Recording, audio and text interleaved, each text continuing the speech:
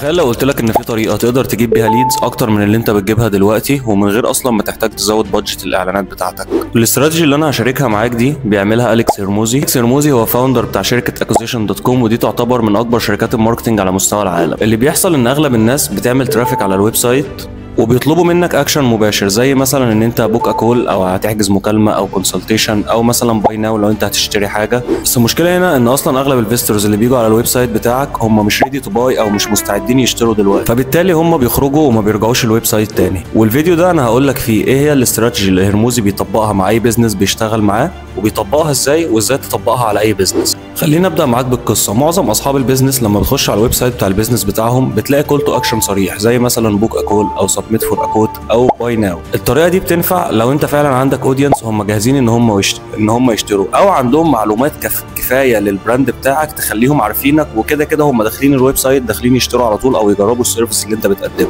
يعني الناس دي عارفاك واخده منك فاليو اوريدي، فبالتالي الموضوع بالنسبه لهم سهل ان هم يخشوا فعلا يدوسوا على الكول تو اكشن اللي انت حاطه. ساعتها انت سهل جدا ان انت تقدر تقول لهم اشتري او احجز او قدم الخدمه بتاعتك. لكن انت هنا ما بتبصش للترافيك اللي بيجي لك اصلا بطريقه كولد، او بطريقه ان هم مثلا اول مره يخشوا الويب سايت بتاعك، وما بتفكرش هم بيفكروا ازاي، او هم اصلا لما بيخشوا الويب سايت بيكون ايه اللي بيدور في دماغهم. المفروض لما الناس دي تخش الويب سايت بتاعك يلاقوا سبب اقوى في الكونتنت اللي موجود على الويب سايت اللي يخليهم فعلا يسجلوا معاك او يبقوا عايزين يجربوا حاجه منك. ولو فكرت فيها انت هيبقى هدفك من ان انت حد مثلا يسجل عندك على الويب سايت او يحجز عندك استشاره او حاجه زي دي، ان انت تجيب ليد كابتشر. يعني الكول تو اكشن ده في الاخر بيتحط على الويب سايت علشان يشد الليد اللي داخل او يوجهه ان هو يعمل اكشن معين. طيب انت ليه بقى ما بتفكرش ان انت تسيب لهم احتماليه اكبر ان هم يسيبوا بياناتهم؟ ولكن طبعا المهم ان انت تتاكد ان الناس اللي هتسيب بياناتها دي تبقى انترستد بالحاجه اللي انت بتقدمها. وده اللي أليكس هرموزي بيشرحه في الاستراتيجي بتاعته اللي انا هاجي ارخصها لك في الفيديو ده النهارده. ان انت تقدم ميني اوفر، حل كامل لمشكله ضيقه جدا. ده غالبا بيكون لو كوست او فري، بس الهدف منه ان الكلاينت بتاعك او اليوزر اللي دخل الويب سايت بتاعك يشوف الفاليو الحقيقيه اللي انت بتقدمها. جميل في الاستراتيجي دي ان انت لما هتحل لليوزر بتاعك المشكله الصغيره اللي عنده، تلقائيا بتكتشف ان هم عندهم مشكله اكبر،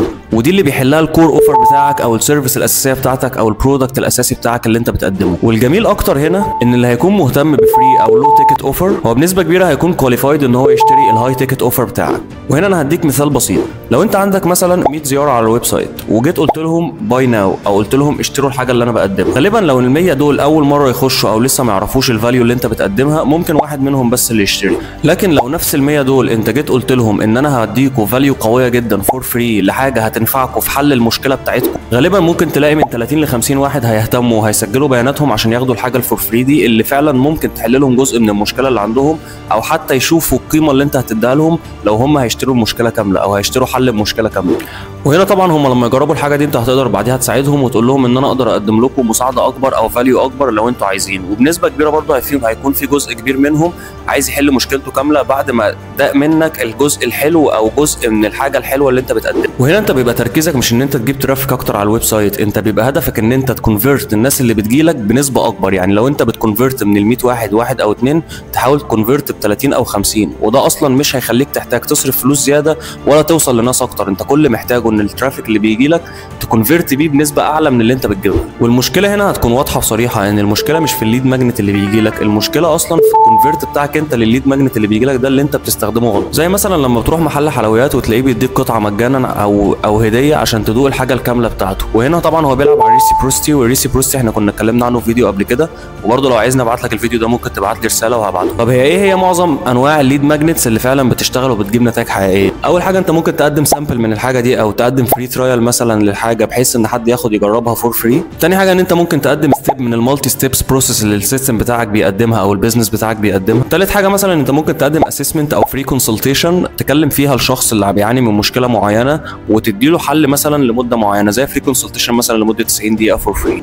زي مثلا لو انت عرضت على بزنس اونر ان انت تديه فري ويب سايت سبيد تيست، والويب سايت سبيد تيست ده بيخليك تكتشف الموقع بتاعك بطيء ولا سريع، والكونفرجن ريت بتاعك بيقل بنسبه كام في الميه بسبب بطء الموقع ده. هنا انت بتخلق عنده اويرنس وارجنسي وديزاير في خطوه واحده. يعني انت بتخليه يبقى واعي بالبرودكت او السيرفيس بتاعتك، وبتخليه كمان يكون مستعجل او خلاص حس ان في مشكله قويه لازم ياخد ليها اكشن، فبالتالي هو هياخد اكشن في الوقت اللي هو بيكلمك فيه. في الماركتنج سايكولوجي دي بيسموها selling at point of greatest deprivation. بالبلدي انت بتبيع للعميل بتاعك لما يكون عطشان مش لما ترويه. وصلنا ان الميني اوفر عشان نجيب بيه ليد ماجنت قوي لازم يكون ليه معايير معينه كده لازم نفكر فيها واحنا بنختاره عشان ما نعملش الاستراتيجي غلط في الاخر. لازم يكون بيحل مشكله حقيقيه، ولازم يكون بيكشف مشكله اكبر بعدها عشان نعرف نبيع الكور اوفر بتاعنا، ولازم يخليه محتاج الحل اللي عندك، ولازم يكون سهل وياخده يجربه على طول عشان يقدر بعديها يخش معاك في المرحله الثانيه. وهنا الهدف مش ان انت بتدي اي فاليو ببلاش، الهدف ان انت تخلق عند العميل بتاعك رغبه انه يشتري منك الحاجه بتاعتك. وصف الموضوع ده ان انت مش محتاج تروح للناس كلها وتقول لهم اشتروا الحاجه بتاعتي وجربوا المنتج او السيرفيس بتاعتي،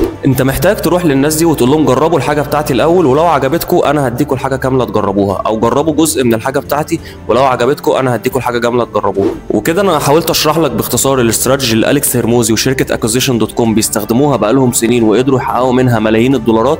كل اللي انت محتاجه ان انت تشوف الفيديو كذا مره وتحاول تطبقها على البيزنس بتاعك. لو عندك اي استفسار سيبهولي في كومنت او ابعت لي مسج وانا هرد عليك في اقرب وقت.